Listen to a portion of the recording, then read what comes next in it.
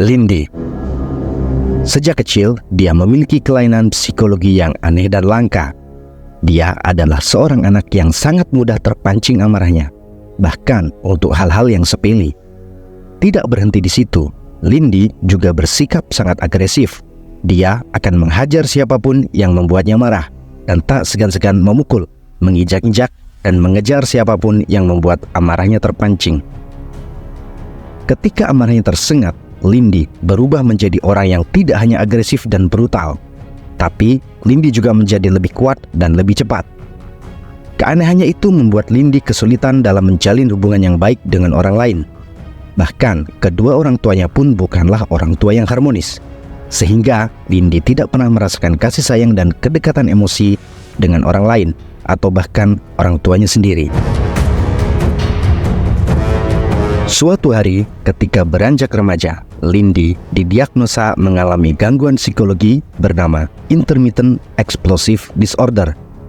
Orang tuanya menyerahkan Lindy ke pihak medis. Lindy dikurung di sebuah fasilitas kesehatan sampai obatnya ditemukan. Di sini beberapa peneliti memanfaatkan Lindy untuk menjadi percobaan. Bukannya membaik, kondisi Lindy justru semakin memburuk. Dia menjadi semakin agresif dan kuat. Para peneliti mulai berpikir untuk memasukkan Lindy ke militer untuk menyalurkan kelebihannya tersebut. Namun, alih-alih terbentuk, Lindy justru bermasalah di militer. Dia selalu berkonflik dengan orang lain. Bahkan, Lindy menghajar atasannya sendiri. Hingga pada suatu hari, sebuah terobosan pun ditemukan. Dr. Munchin, seorang psikiater yang menangani Lindy, menemukan sebuah rompi dengan elektroda yang akan memberikan kejutan listrik atau jolt setiap kali dia merasa amarahnya memuncak. Lindy tinggal menekan tombolnya dan alatnya akan bekerja. Alat itu akan menekan amarah Lindy dengan seketika. Suatu malam, Lindy terlihat berjalan menuju ke sebuah restoran. Rupanya dia memiliki janji kencan dengan seorang pria bernama Justin. Ketika memesan menu untuk makan malam, pelayan restoran bersikap tidak sopan kepada Justin.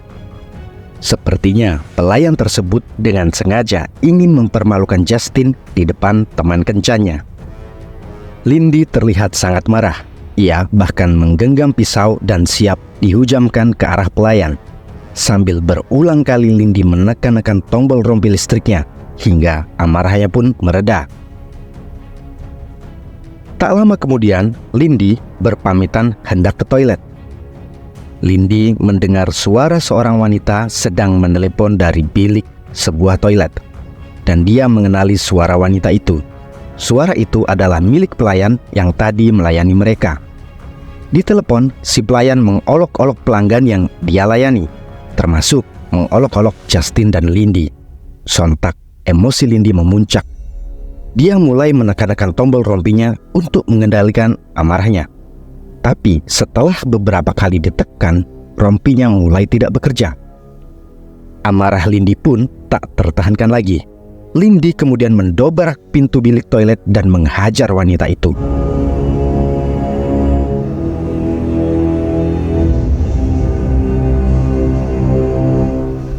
Selesai meluapkan emosinya, Lindy pergi begitu saja meninggalkan Justin. Kencan pertamanya pun gagal. Keesokan harinya, Lindy pergi menemui psikiaternya, Dr. Munchin. Lindy meminta Munchin untuk memperbaiki rompinya. Munchin menjelaskan bahwa amarahnya pasti terlalu tinggi, sehingga membuat alatnya menjadi tidak berfungsi. Jadi, alat itu sebenarnya tidak rusak. Hanya saja dosis tegangannya tidak lagi cukup untuk mengatasi amarah Lindy, sehingga hanya dengan menaikkan tegangan listriknya membuat rompi sudah dapat bekerja lagi. Dr. Munchin menyarankan kepada Lindy agar dia mencoba menjalin hubungan dengan seseorang untuk mengobati kelainannya, karena dia tidak bisa bergantung selamanya dengan obat-obatan dan peralatan. Dr. Munchin menjelaskan, Lindy harus bisa berdamai dengan masa lalunya dengan cara menjalin hubungan emosional dengan seseorang. Tapi Lindy menyangkal teori si dokter. Dia tidak percaya jika hubungan emosi bisa menyembuhkan kelainan psikologinya. Dia tidak nyaman dengan hubungan percintaan.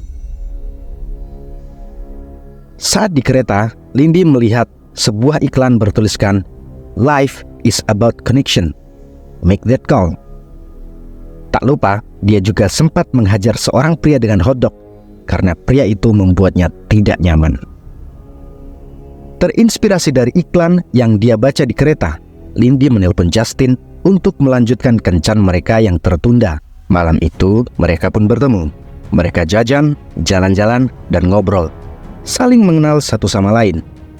Justin bekerja sebagai akuntan untuk seseorang bernama Barry, dan Lindy pernah bekerja sebagai petugas keamanan di sebuah klub malam, lebih tepatnya sebagai tukang pukul. Tapi karena bermasalah, Lindy tak lagi bekerja. Lindy bercerita kalau sekarang dia sedang menyenangi fotografi. Malam itu mereka jalani dengan penuh kegembiraan. Bahkan Justin tak mempermasalahkan rompi elektroda yang menempel di tubuh Lindy. Justin membuat Lindy bisa melepaskan rompi elektrodanya. Malam itu mereka lewatkan di apartemen Lindy yang suram. Pagi pun tiba. Justin bangun lebih dulu, dan siapa sangka Justin memberi sebuah kejutan untuk Lindy, yaitu sebuah kamera. Lindy sangat senang menerimanya.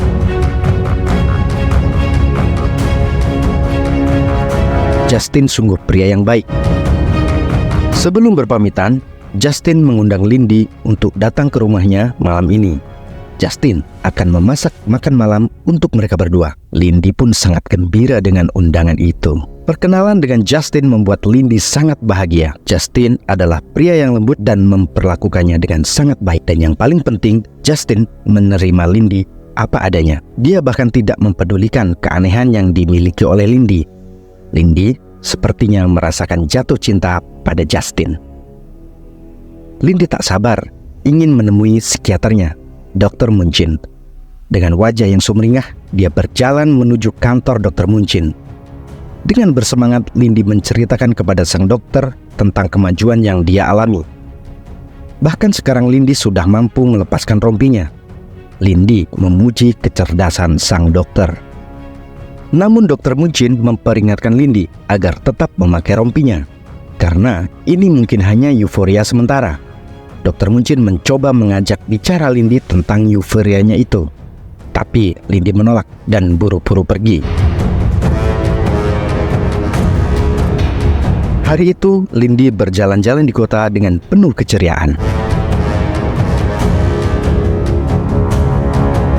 Malam hari tiba. Lindy menunggu kabar dari Justin. Tapi Justin tak juga kunjung menghubunginya. Berulang kali Lindy membuka HP-nya, tetapi tetap sama, tak ada pesan dari Justin. Karena gelisah, akhirnya Lindy berinisiatif menelpon Justin. Tapi alangkah terkejutnya Lindy, alih-alih Justin yang mengangkat telepon justru adalah seorang detektif pembunuhan bernama Vickers. Di kantor polisi, Lindy ditemui oleh detektif Vickers dan temannya yang bernama detektif Nevin. Mereka mengabarkan kepada Lindy bahwa Justin ditemukan tewas dengan 2 luka tembak di kepalanya. Jasadnya ditemukan di tempat sampah. Tapi Lindy tidak diizinkan untuk melihat jasad Justin karena dia bukanlah keluarganya. Vickers bertanya kepada Lindy seberapa dekat hubungannya dengan korban. Lindy mengatakan jika dia baru saja mengenal Justin. Dia hanya tahu jika Justin adalah seorang akuntan yang bekerja untuk seseorang bernama Barry. Detektif Vickers berjanji akan menemukan siapa pembunuh Justin. Tapi justru rekannya, Nevin, meragukannya karena kecil kemungkinan pembunuh Justin dapat ditangkap karena minimnya bukti. Lindy jadi ragu, sepertinya polisi tidak menganggap serius kasus ini. Vickers memberikan kartu namanya kepada Lindy sebelum dia meninggalkan kantor polisi.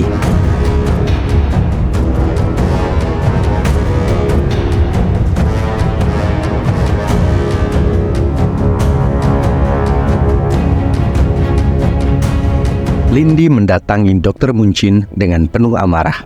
Dia menyalahkan Dr. Munchin karena membuatnya menderita akibat cinta. Rompi listrik yang digunakannya tak berfungsi akibat kemarahan yang terlalu tinggi. Sampai-sampai Dr. Munchin harus menyuntiknya dengan obat penenang berdosis tinggi. Setelah terbangun dari pingsan akibat obat penenang, Lindy merasa menyesal karena hampir mencelakai Dr. Munchin. Lindy sebenarnya marah kepada polisi karena menurutnya polisi tidak menganggap serius kasus ini. Polisi tahu jika kematian Justin terkait dengan bosnya, tapi seolah polisi enggan untuk melakukan investigasi. Disinilah Lindy mengatakan kepada Dr. Munchin bahwa dia akan menemukan sendiri dan menghabisi para pelaku pembunuh Justin. Munchin mencoba menahannya, tapi Lindy begitu bersikeras. Misi balas dendam mulai dijalankan. Lindy mengelabui Vickers dan Nevin. Dia menghubungi Vickers agar menemuinya di apartemen karena dia mempunyai informasi mengenai kematian Justin. Segera Vickers dan Nevin menuju ke apartemen Lindy. Sementara Vickers dan Nevin pergi menuju apartemennya, Lindy justru menyelinap ke kantor polisi dan mencuri beberapa dokumen, termasuk barang bukti yang berupa handphone dan dompet milik Justin yang tersimpan di ruang barang bukti. Dari KTP yang tersimpan di dompet Justin, Lindy berhasil menemukan tempat tinggal Justin. Lindy segera bergegas ke sana. Rumah Justin terlihat mewah. Saat sedang melihat-lihat rumah Justin, tiba-tiba Vickers menelponnya. Vickers tahu bahwa Lindy sudah mencuri dokumen dan barang bukti. Vickers juga mengatakan jika Nevin saat ini sudah masuk ke rumah Justin untuk menangkapnya. Vickers meminta Lindy untuk menyerah. Belum selesai Vickers bicara, Nevin sudah memergokinya. Nevin menodongkan senjata ke arah Lindy.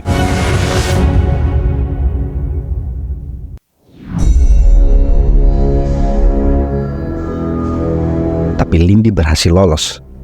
Lindy kabur menggunakan mobil Justin. Kejar-kejaran pun terjadi.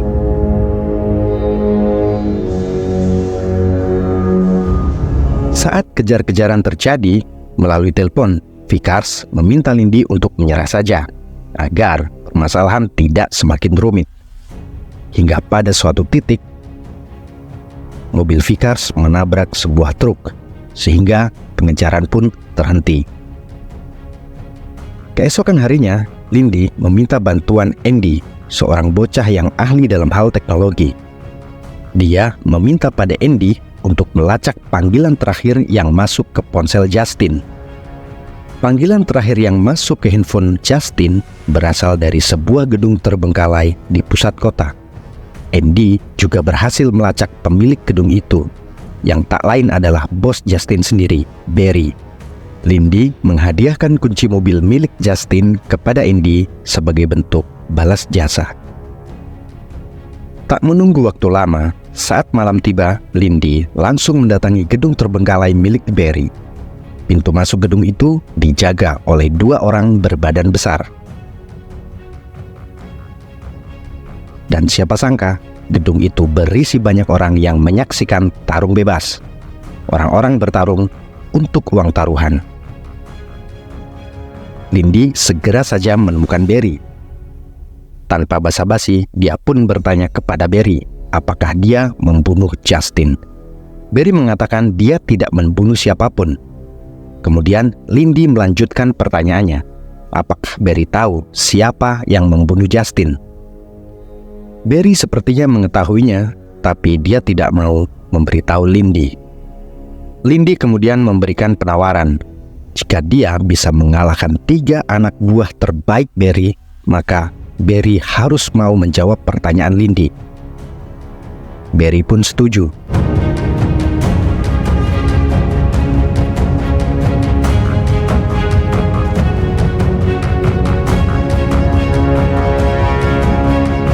Tak butuh waktu lama, Lindy mengalahkan ketiga anak buah Barry dengan mudah. Barry kemudian mengajak Lindy masuk ke dalam mobil mewahnya. Segera saja, Lindy menagih janji Barry. Tapi rupanya Barry bukan tipe orang yang menepati janji. Justru anak buah Barry menodongkan pistol ke arah kepala Lindy. Dengan gerakan cepat dan tak terduga, Lindy berhasil melumpuhkan anak buah Barry. Lindy kemudian mengikat Barry dan memaksanya untuk memberitahu siapa yang membunuh Justin. hingga muncullah sebuah nama, yaitu Gerald Faisal. Faisal adalah bos dari Barry. Alasan kenapa Faisal membunuh Justin karena mungkin Justin telah membaca catatan-catatan rahasia mengenai bisnis Faisal. Akibat tabrakan karena mengejar Lindy, Vickers pun harus dirawat di rumah sakit. Dia mengalami beberapa cedera.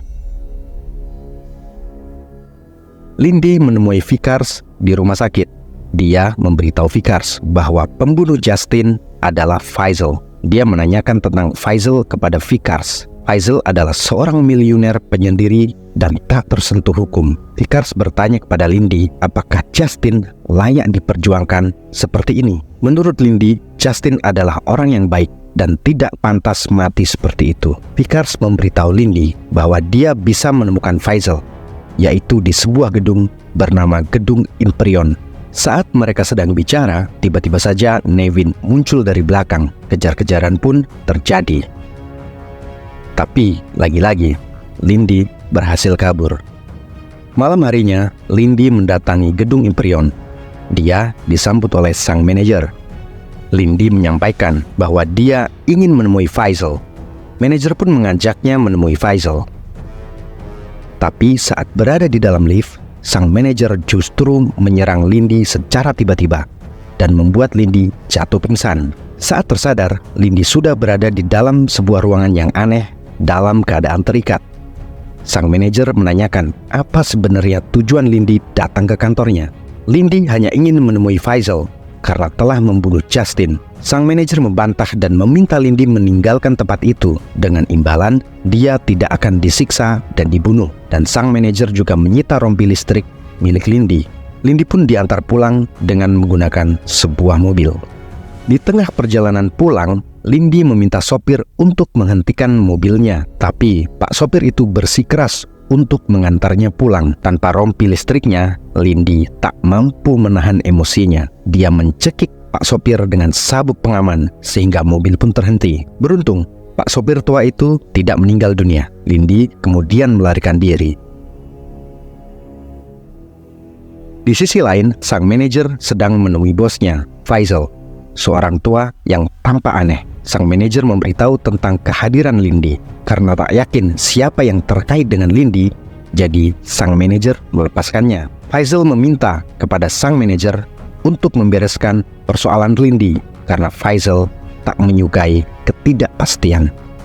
Malam itu, Lindy mendatangi tempat praktek Dr. Munchin. Lindy meminta rompi yang baru kepada Munchin karena rompinya telah disita oleh sang manajer.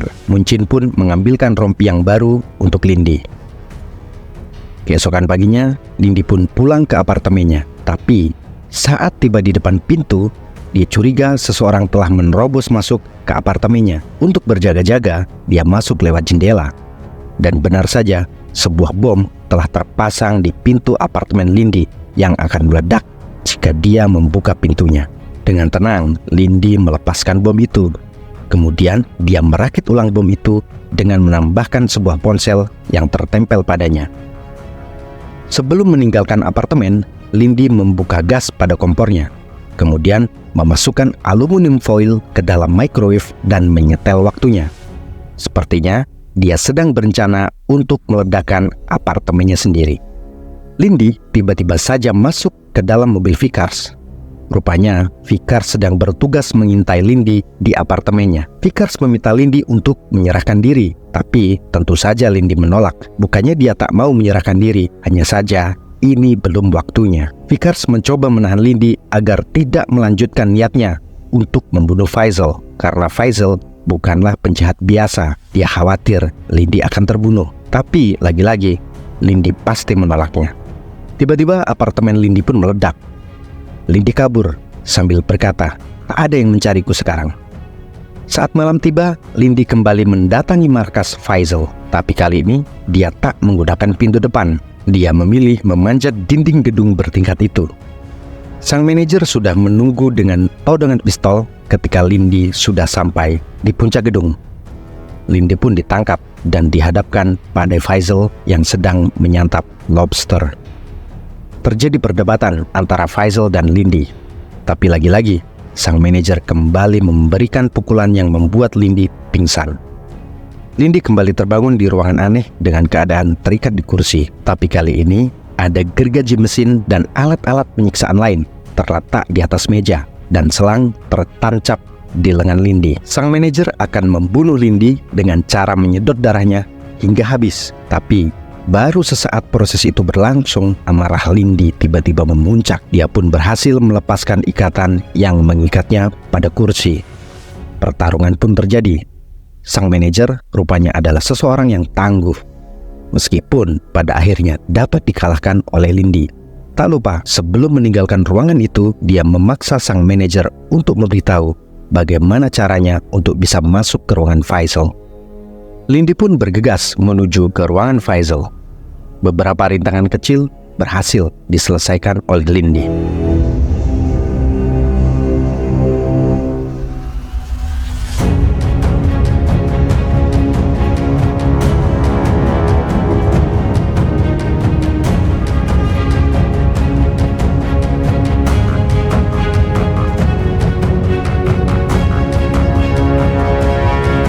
Tapi alangkah terkejutnya Lindy ketika menemukan Faisal sudah dalam keadaan tidak bernyawa, tertunduk di atas meja.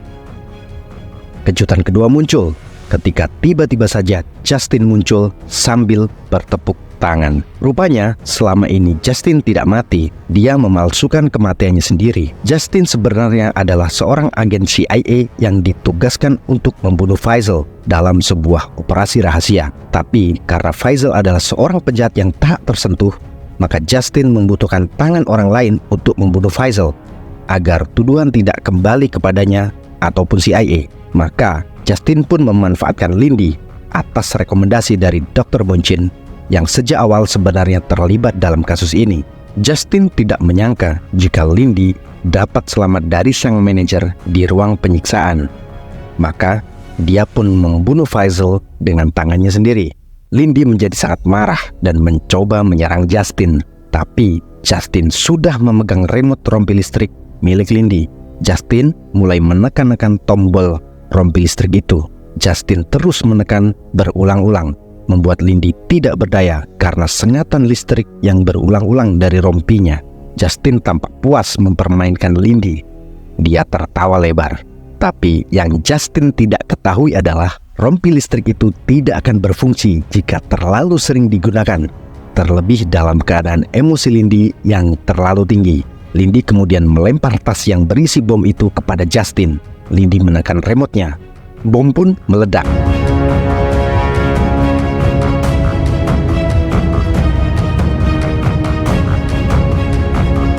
Lindy kembali mendatangi kantor Dr. Munchin.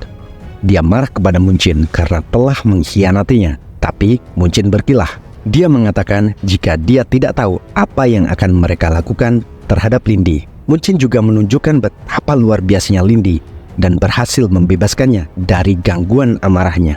Lindy sekarang telah bisa menguasai dirinya tanpa memerlukan rompi kejut listrik lagi. Saat Lindy menodongkan pistol ke arah Munchin, Vickers dan Nevin tiba-tiba datang. Vickers menembak kaki Lindy karena takut dia akan membunuh Munchin. Padahal Lindy hanya bermaksud untuk menakutinya. Munchin kemudian ditangkap atas tuduhan praktek kedokteran tanpa izin. Vickers dan Nevin menjenguk Lindy di rumah sakit. Lindy sepertinya akan terbebas dari tuduhan pembunuhan atas para penjahat itu. Vickers dan Nevin membantu Lindy agar terbebas dari jeratan hukum. Lindy kembali ke apartemennya yang telah terbakar. Saat Lindy sedang melihat-lihat apartemennya yang terbakar, tiba-tiba seorang wanita misterius muncul. Wanita itu menawarkan pekerjaan kepada Lindy untuk menjadi seorang pembunuh bayaran. Dia sepertinya adalah seorang agen CIA yang akan merekrut Lindy untuk menjadi bagian mereka. Film pun berakhir tanpa jawaban dari Lindy.